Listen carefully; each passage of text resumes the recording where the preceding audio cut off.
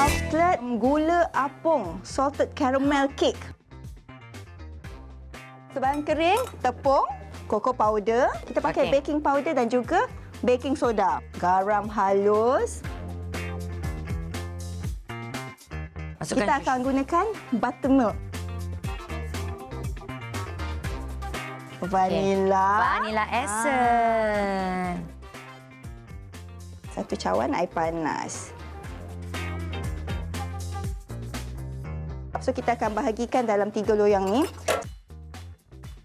So, salted caramel selalunya campurkan krim dan juga butter. Tambahkan sea salt ni lah.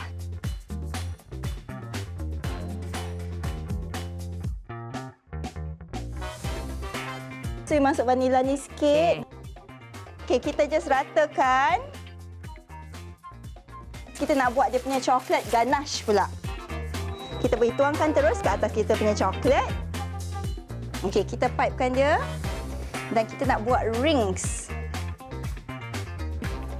Boleh kita tuangkan dia. 1, 2, 3. Fairy dust ni sentuh. Oh. Wah.